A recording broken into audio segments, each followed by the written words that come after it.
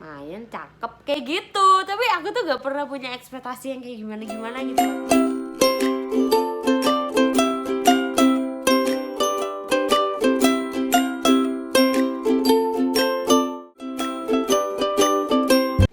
Sebenarnya agak canggung lagi ngomong sama kalian. Welcome back to my YouTube channel.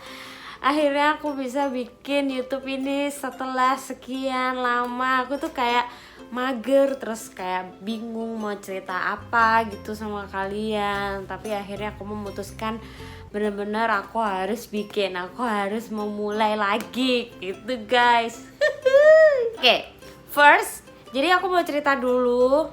Kalian pasti kepo banget gimana sih akhirnya aku bisa tiba-tiba menikah gitu, tiba-tiba kenal someone terus habis itu menikah, terus cepet lagi nikahnya gitu. Padahal kejadiannya kayak gimana sih? Sebelum itu kalian subscribe dulu ya YouTube channel aku, terus jangan lupa pencet notifikasi yang ada di bawah itu biar kalian bisa dengerin Mama bacot. Oke. Mungkin kalian lihat di salah satu postingan Instagram aku yang ini, ya kan. Jadi emang bener aku itu ketemunya sama Mas Ipang itu di media sosial, salah satu platform namanya Twitter. Jadi kayak malu-malu gimana gitu. Sebenarnya kayak nggak nyangka gitu loh bisa ketemu jodoh di media sosial. Jadi gini guys, cerita aja ya. Aku tuh dari dulu itu kayak masih menerka-nerka gitu loh. Jadi setelah aku putus, terus aku tuh kan sempat single 2 tahun. Aku tuh sempat kayak menerka-nerka gimana ya nanti ketemu jodoh aku di mana ya gitu. Dia seperti apa ya gitu. Terus aku tuh selalu menerka-nerka dan aku tuh punya ekspektasi sendiri untuk jodoh aku tuh seperti apa gitu.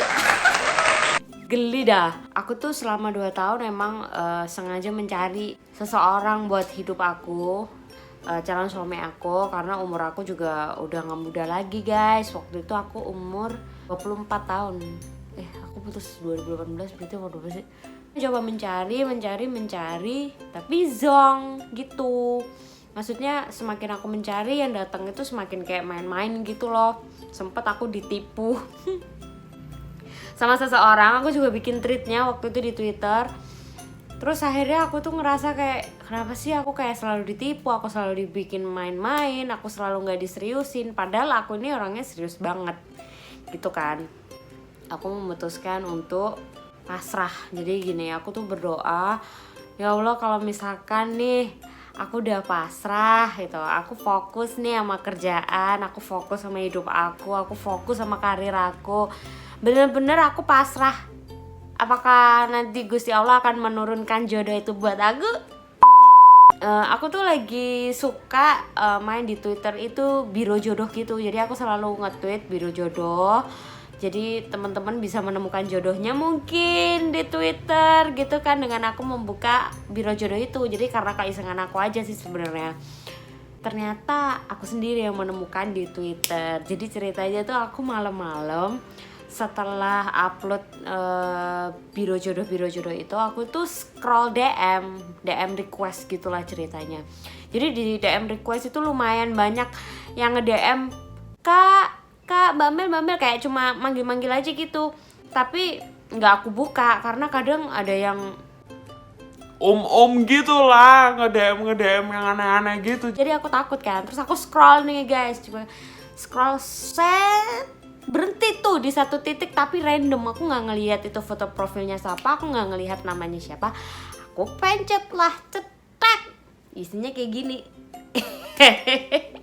Karena aku mikirnya dia cuma iseng, karena banyak banget yang kayak gitu. Aku mikirnya dia tuh cuma iseng gitu loh. Dan ini siapa, aku gak kenal. Aku buka foto profilnya, aku lihat di bionya dia tinggalnya di mana. Aku cuma kayak gini,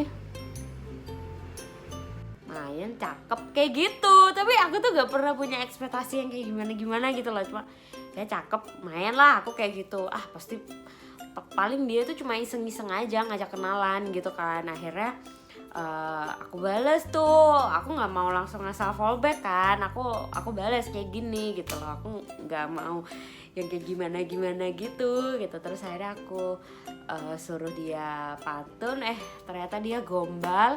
Dan aku ngerasa waktu itu emang nggak deket sama siapa-siapa kan, jadi aku ngerasa kayak ya udahlah, maksudnya buat temen chat aja gitu. Aduh, jahat banget sih Mbak Ben. Nah setelah itu aku tuh move ke WA gitu ya kan, aku itu kayak langsung tanya gitu alamat Instagramnya apa, karena aku takut ditipu-tipu lagi. Terus aku lihat foto-fotonya, oke lah kayak gitu, buat temen chat aja oke lah gitu, karena dia ganteng kan, karena menurut aku dia cakep gitu. Menurut aku mikirnya dia itu pasti banyak ceweknya, aku banyak saingannya gitu loh, jadi nggak mungkin banget gitu loh kalau misalkan aku bisa jadi sama si dia.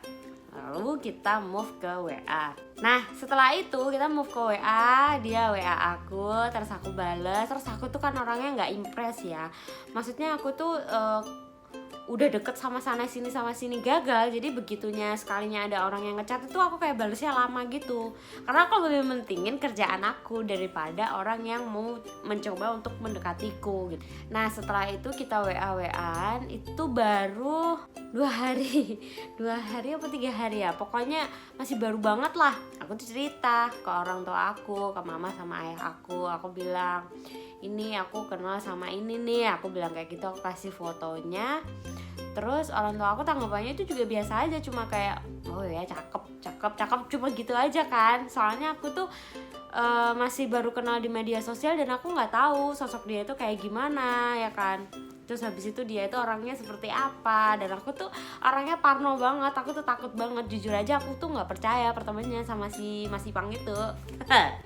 Hari kelima tuh dia tuh cerita tentang mantannya gitu kan, dia cerita pokoknya mantannya kayak gini. Terus aku bilang aku juga punya masa lalu seperti ini. Terus karena aku tuh orangnya nggak mau buang-buang waktu ya guys, aku tuh bilang kayak kalau misalkan kamu mau serius ayo gitu, kalau misalkan enggak ya udah gitu, maksudnya ya gimana gitu. Aku tuh orangnya mau belak-belakan aja, karena umur segini juga susah gitu loh, aku mau nunggu seberapa lama lagi buat ngerti dia serius apa enggak gitu kan. Terus akhirnya dia bilang dia itu masih ada tanggungan gini, terus aku mau menerima apa enggak. Terus aku udah bilang aku gas aja ya guys, aku bilang ayo kayak gitu kan. Di hari kelima itu kita itu komit, tapi kita tuh nggak ada jadian, kita tuh nggak ada tembak-tembakan kamu jadi pacar aku apa enggak dan segala macam. Kita tuh komitmen aja, dan komitmen itu berlanjut. Jadi kita belum pernah ketemu sama sekali nih guys, berlanjut sampai beberapa bulan, dan akhirnya kita ketemu di bulan Agustus. First time untuk ketemu pertama kali sama Mas Ipang, dan itu bener-bener canggung banget guys. Aku tuh kayak kaget gitu kan, aku ngerasa kayak gimana kalau misalkan aku tuh kehilangan sosok keluarga aku tuh nggak bisa gitu loh.